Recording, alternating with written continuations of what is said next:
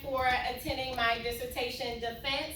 I first would like to give thanks and honor to my Lord and Savior for allowing me to get to this point in my journey. I couldn't have done this without my beautiful committee, Dr. Dr. Perez Faulkner, Dr. Park, Dr. Gilzine, and Dr. Hines. Thank you so much for your interest in my study, for encouraging me to do this study. I can only imagine it's not, easy for you all to probably to support me in this research, and so I am so very thankful that I was not encouraged to seek a different topic, and so I'm so very thankful for each of you for that.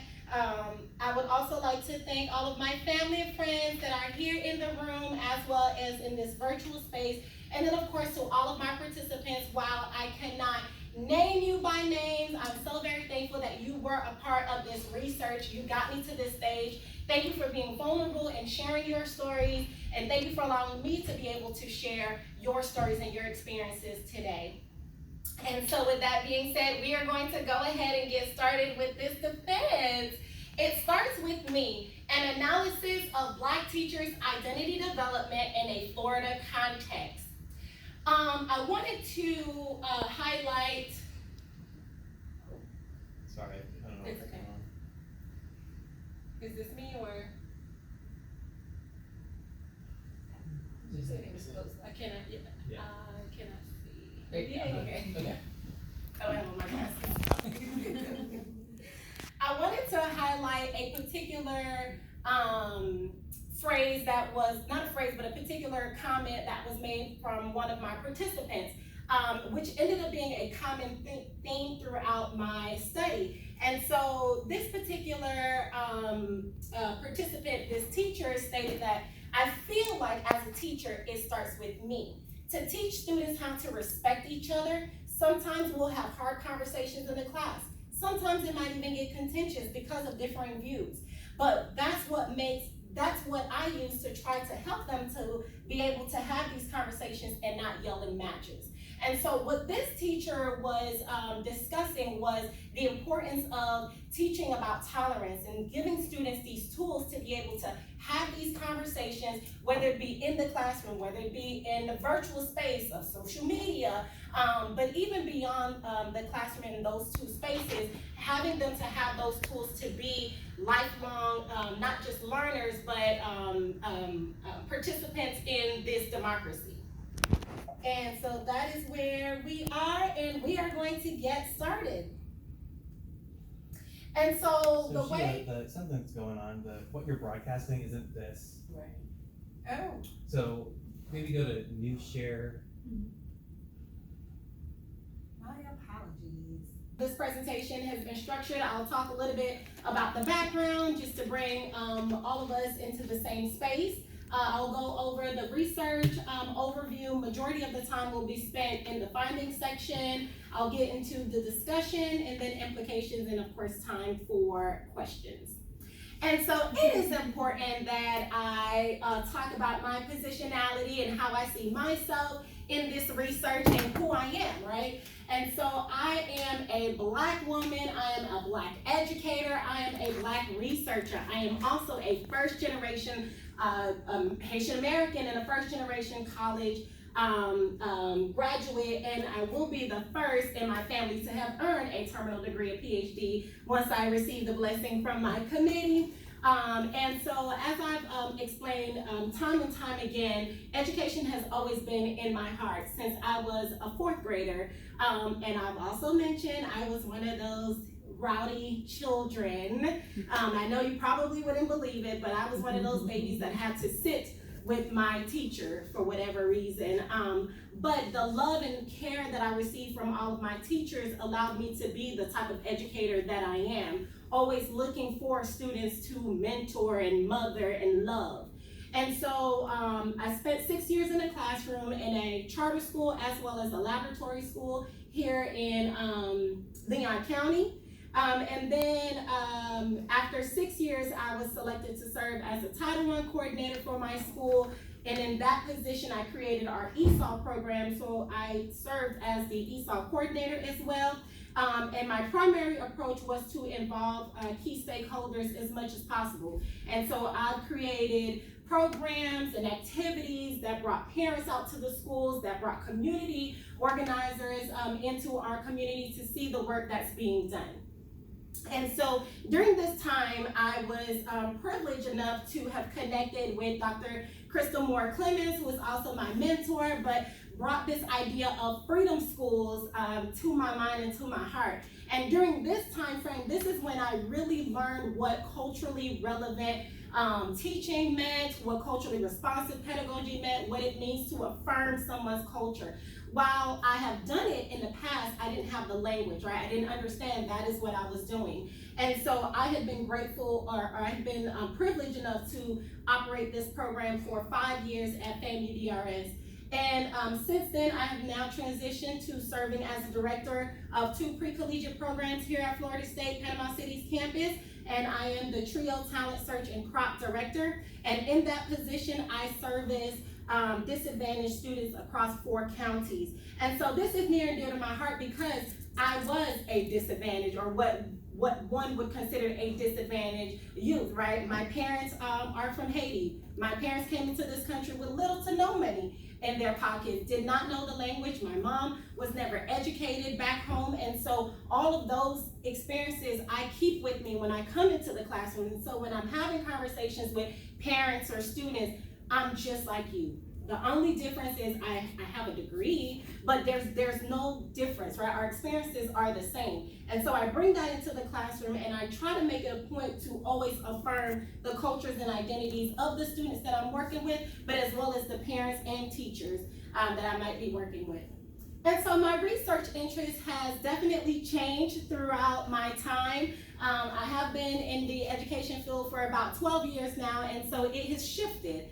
I would always mention in classes, whenever I took a class, I would say, oh my God, that is so interesting. I think I want to study X, Y, and Z. But eventually I got to a point where I can hone in on what my research identity looked like. And for this stage in my life, it's teacher identity development. On a more global level, I'm looking at the teaching philosophy of educators, their belief systems. I'm looking at how education reform policies impact those 2 areas, as well as their behaviors, actions, and attitudes. And so for my study, I looked at the particular research, or the particular reform policy that I looked at was the Individual Freedoms Act, particularly the ban on critical race theory. I wanted to know how that impacted the way teachers viewed themselves in the classroom, as well as their sense making around their value systems and their professional expectations. And so here we are, teacher identity development. What is it and why is it important?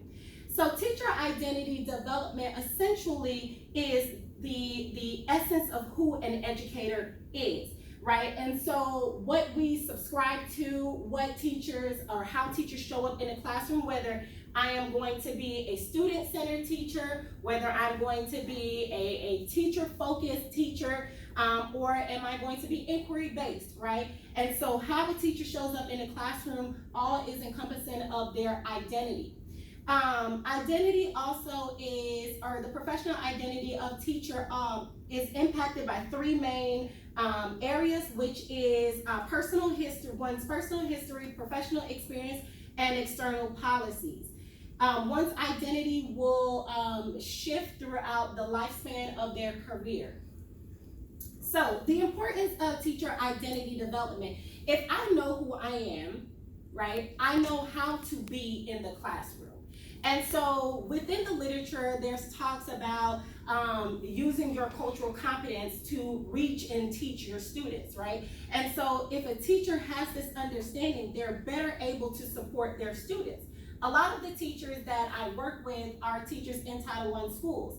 And for the teachers in Title I schools, we're looking at students that are economically disadvantaged. We're looking at high minority population students. We're looking at language minority students. Also,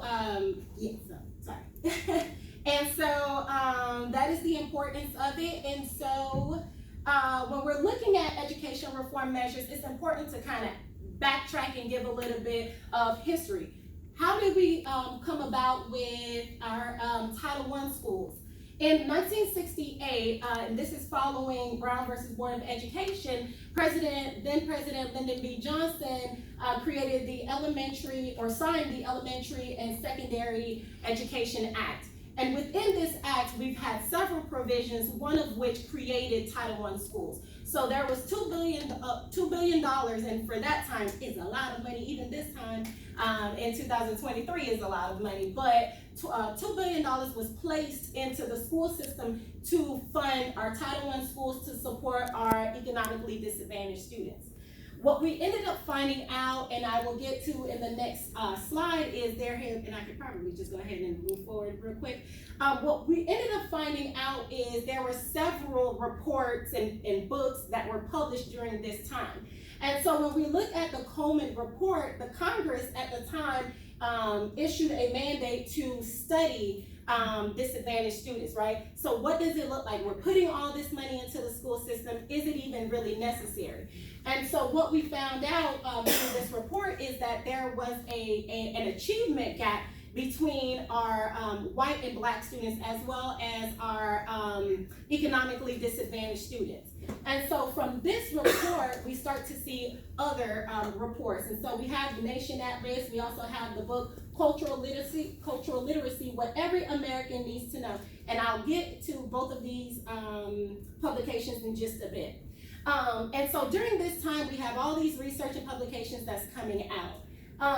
What we now see is several reform policies that's being put into place. And we have the No Child Left Behind, which is a reauthorization of the Elementary and Secondary Education Act.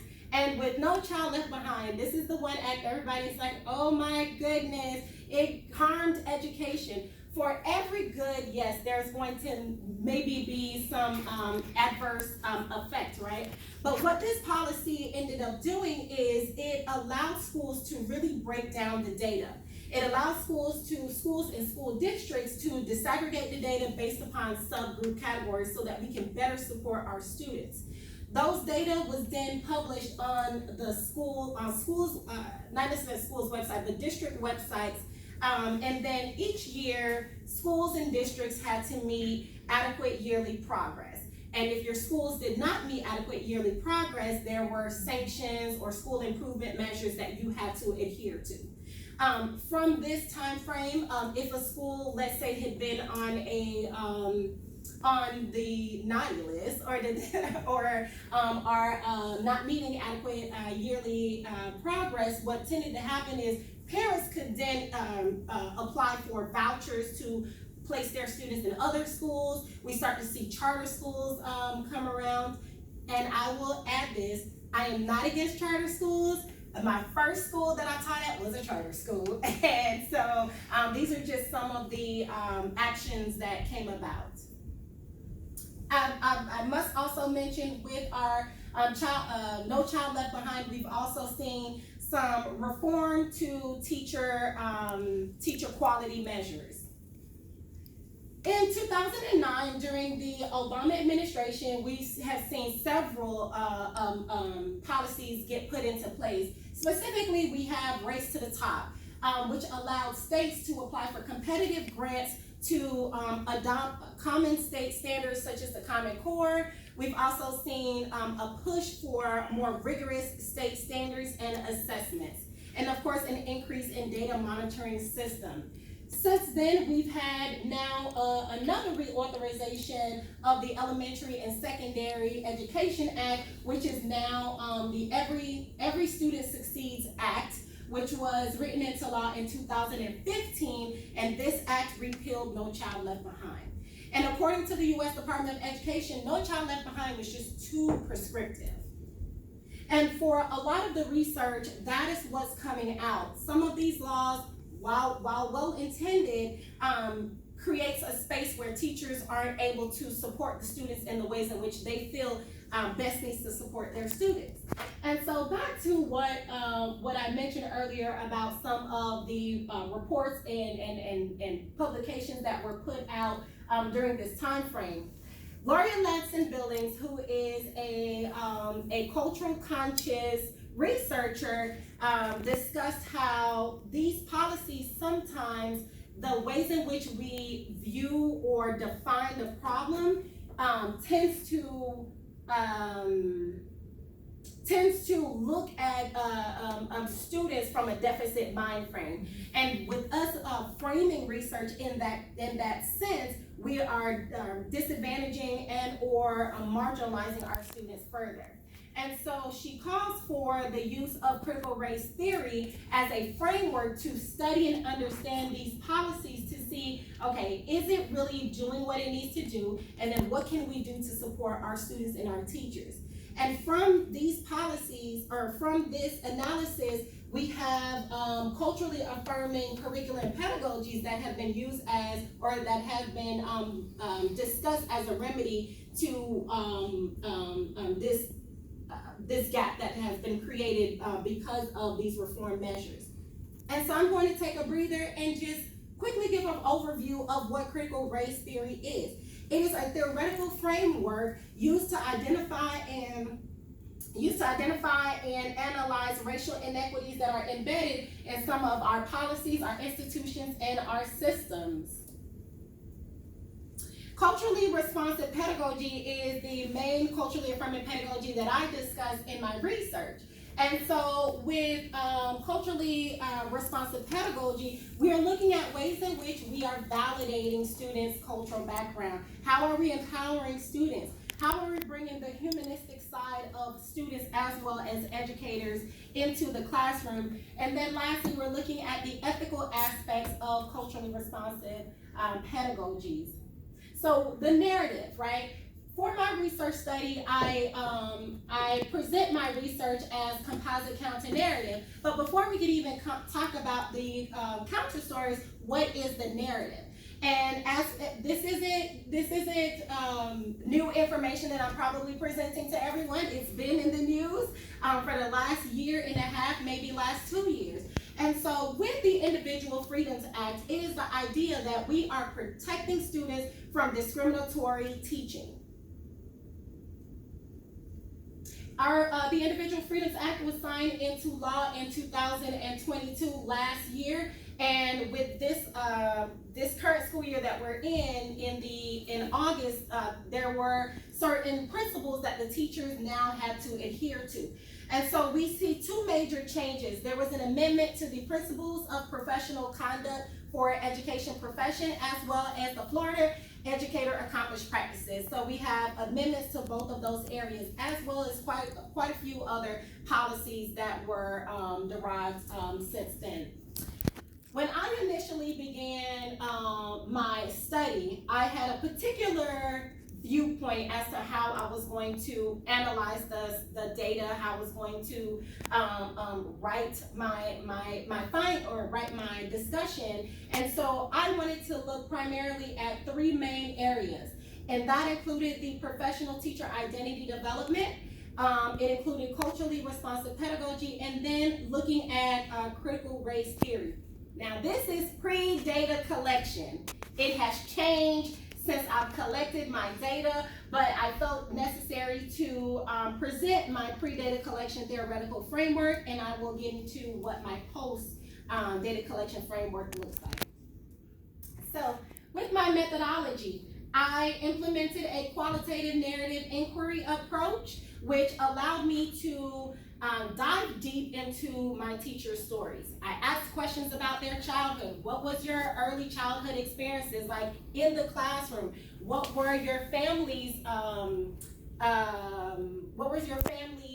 approach to getting you to do what you needed to do in the classroom? Were they involved? Were they not involved? I also asked questions about their collegiate experience. Did you attend a teacher preparation program? What was that experience like? And if you did not attend a teacher preparation program, if you received an alternative certification, what did that look like? What were some of the professional development that you received? And then I also asked other questions. I allowed teachers to elaborate in any areas they felt necessary. And so with qualitative narrative inquiry, the stories that I receive from teachers, I am able to retell those stories. And it is in the retelling of these stories that we can produce what it is to be, or we can produce these professional identities.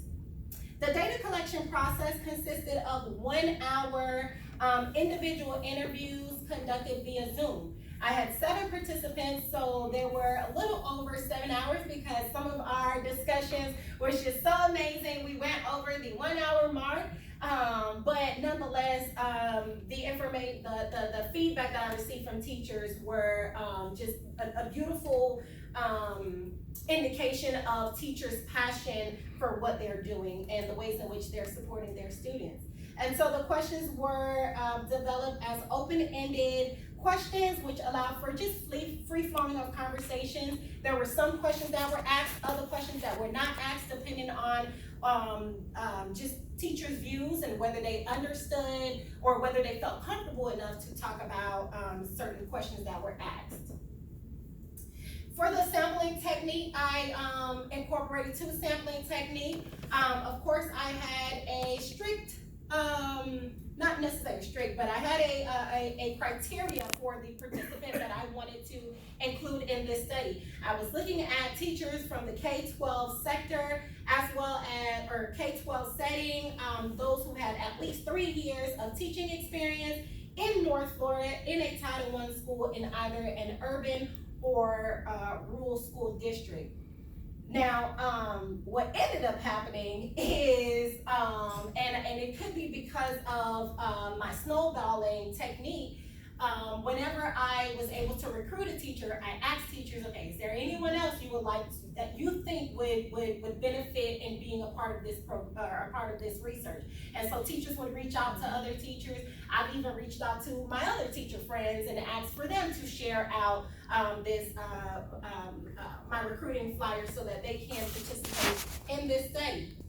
So what I ended up having was 7 phenomenal educators, 2 males and 5 women that participated in the study. Now, I have to mention, these are all pseudonyms. These are not the actual names of my participants. It is to protect the privacy of my participants.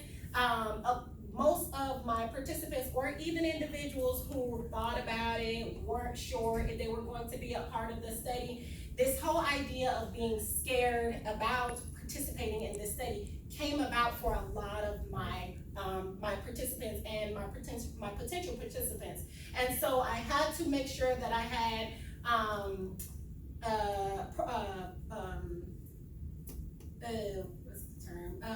certain mechanisms in place that could protect them.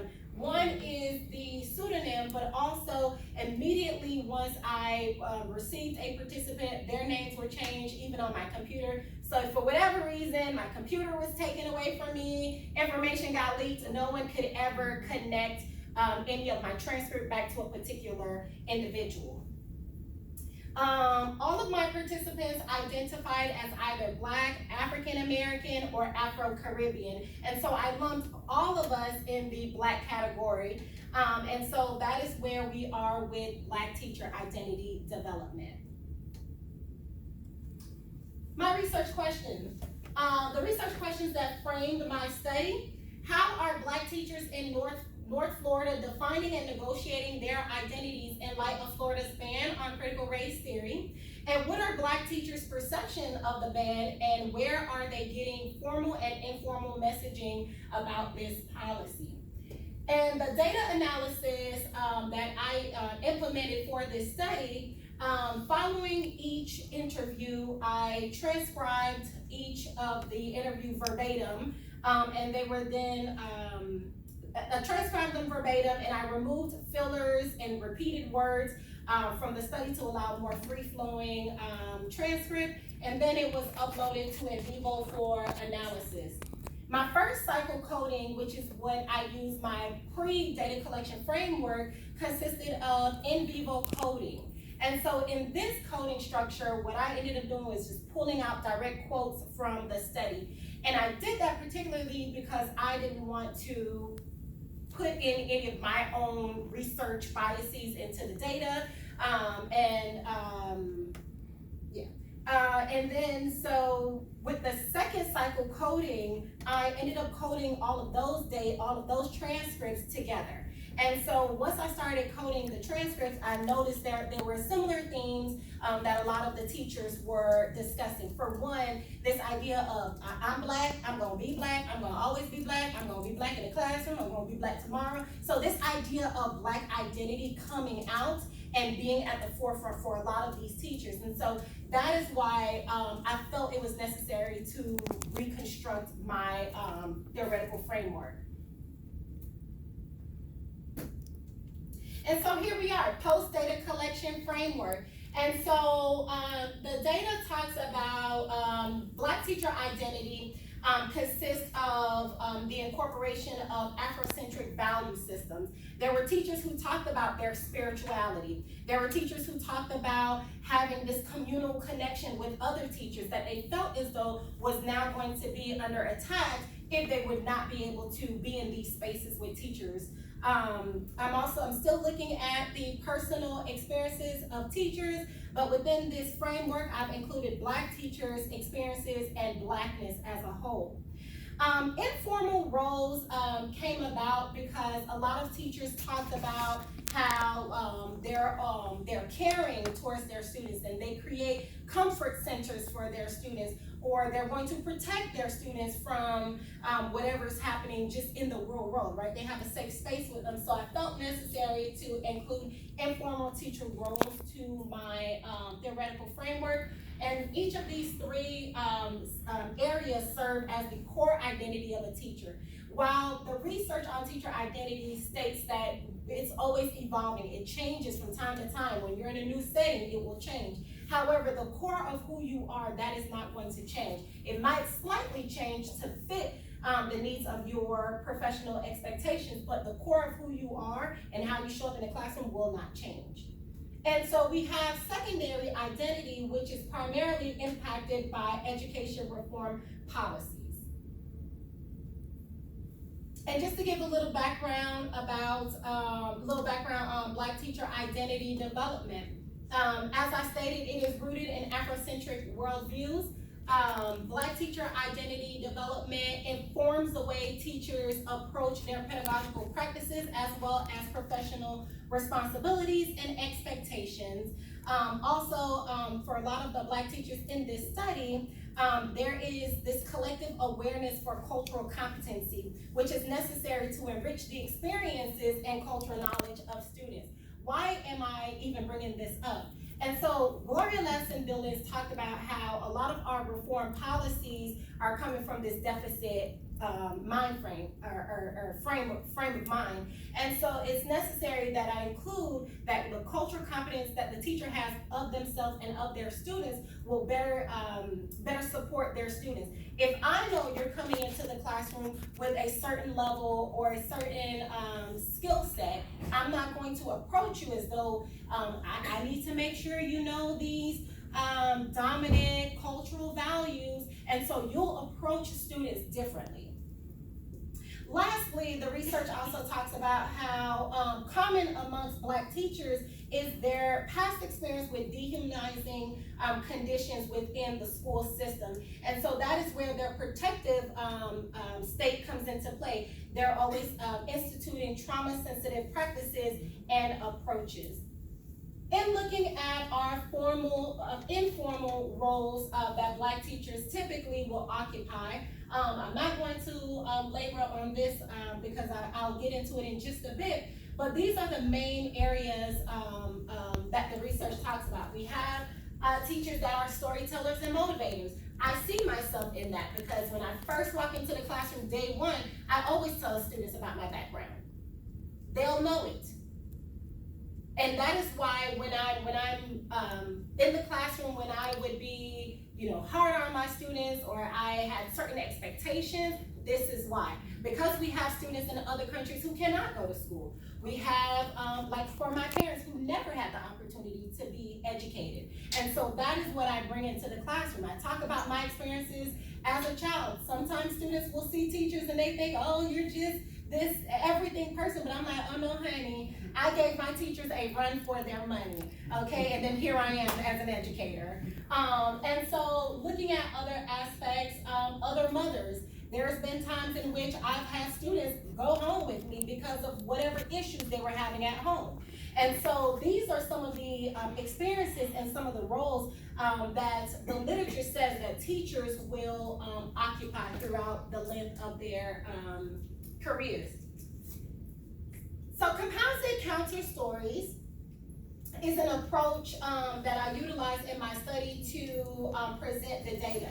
So with counter stories, typically it is used to dispel traditionally accepted notions of the truth, right? And so with critical race theory, counter stories is one of the tenets that says for marginalized groups of individuals like teachers or Black teachers or brown teachers, using counter stories bring them back into the story, it centers their experiences.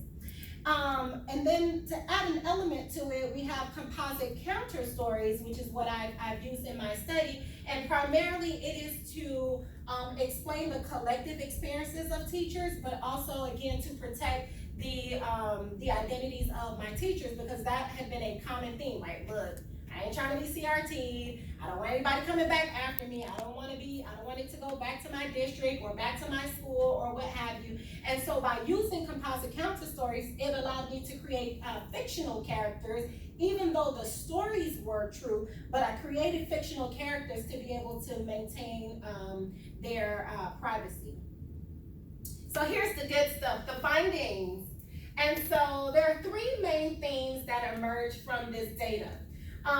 One, there were variances in educators' policy knowledge. And so educators discussed how that could have been because of maybe inadequate professional development or this fear of no one knows, can we talk about it, can we not talk about it? So we have educators who have very limited knowledge of the policy and sanctions all the way up to a more general understanding of this ban. The second theme that emerged is that critical race theory is perceived as a racially biased and politically motivated policy. Teachers talked about the censorship in the classroom and the lack of freedom that they have to approach certain topics. Teachers discussed the fact that they believe this policy discounted the impact that it would have on Black and brown students in the classroom, and the fact that it also advocates for white comfort and innocence. The third theme that emerged from this study is that the CRT ban undermined educators' professional experience and knowledge. Teachers felt as though they were devalued. Teachers felt as though their professional judgment were questioned, and they felt as though there was this level of restriction on whether they can use culturally affirming and responsive pedagogies in hopes that it would not be used as a discriminatory teaching practice. And when we're looking at our theme, CRT is perceived as racially biased, how is this shown in our composite story? The first composite story, which is titled Muzzling the Conversation of Race in Schools. And so with this particular excerpt, I'll just read a snippet of it. CRT is being used as a tactic to muzzle the conversation of race in schools. It specifically is employed to squash any talk about the Black American experience or any minority experience. No one ever wants to talk about the glaring deficiencies that Black and brown children face in public education and in society. That is why many of us are intentional about how we structure our classrooms and the approach we take to teaching and learning. This excerpt is followed by another composite character that mentions, well, how do we do this without being CRT? How can you still show up without knowing that there's going to be a knock on your door and someone is going to tell you that you have potentially lost your certification? And so these are two varying experiences that teachers are having. Teachers are wanting to do the work, but then they feel as though they're afraid. They feel as though this political censorship will keep them from doing the work that they believe is necessary. And so I pulled just a couple of quotes from what our teachers were saying. Because when teachers talk about being censor it, I asked, okay, so in what ways? One teacher mentioned, well, when we talk about slavery, we're not allowed to even say that slavery was bad. We can't tell them that because they don't want us to indoctrinate students.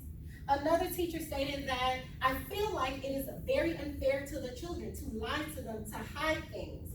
Lastly, another teacher stated that this is very real to a lot of Black and brown kids. This is not something that you can just do away with. This is their history. That's how their ancestors were brought here. That is how this country was built. I really think that what the governor did was a slap to the face for all the Black and brown kids living in his state. And so a lot of teachers discussed this discontent with the policy itself. Now, a teacher may choose to identify certain strategies to kind of circumvent this policy, but nonetheless, they'll have this feeling as though they have to hide who they are or how they feel about particular policies. In this excerpt, I'm not going to read it because it is too long, but in this excerpt, it talks about advocating for white comfort and innocence. In the Individual Freedoms Act, there is provision to ensure that in having these conversations on these complex topics, we have to ensure that we are sensitive to the histories of this country. We also have to ensure that we are not making anyone feel discomforted in the classroom. But what a lot of teachers feel as though is, well, this policy does not speak to all children, because all children will not be discomforted in the classroom. There's also a portion in this excerpt where a teacher mentioned that, well, a student may not necessarily feel discomfort because there's a possibility that they may identify with Quakers, Quakers who had developed your first HBCUs in this country. CRT ban undermines educators' professional experience and knowledge. For a lot of teachers, what had been discussed in our interviews is, I've gone to school, I have the degrees, I have the certification, I attend professional development, I love what I do, I absolutely love this field, I love my students, I'm an ethical teacher, I see myself as an ethical teacher. However, this policy, the assumption of this policy is, I am not going to be objective enough to talk about Black experience.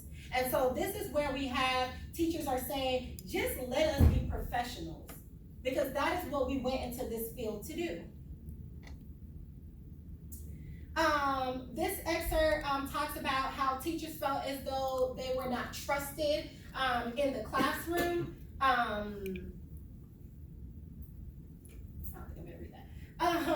so when we talk about the professional judgment of the teachers being questioned, one teacher talked about receiving directives. This particular directive, the teacher explained that, look, they have made it very clear that we have to just teach what's in the text, and that will keep us in a safe zone. And by not diverging into our own tangents, then we don't have to worry about being CRT'd. Another teacher explained that, but for me as an educator, I know how to tailor these conversations. I'm not asking for a 40-acre and a mule. What teachers are doing is just teaching the truth. Another teacher explained that this law, they perceive this law as being a racist law, and that it keeps teachers from talking about Black experiences because as we all understand, Black experience is interconnected in American history. And so teachers believe if I have to change the histories, then what I'm doing is a disservice to students. In the research, it talked about, because I wanted to figure out, okay, why exactly is this push, right? Why are we pushing against talking about actual accounts? And so in the research, it talks about how when we look at the atrocities that happened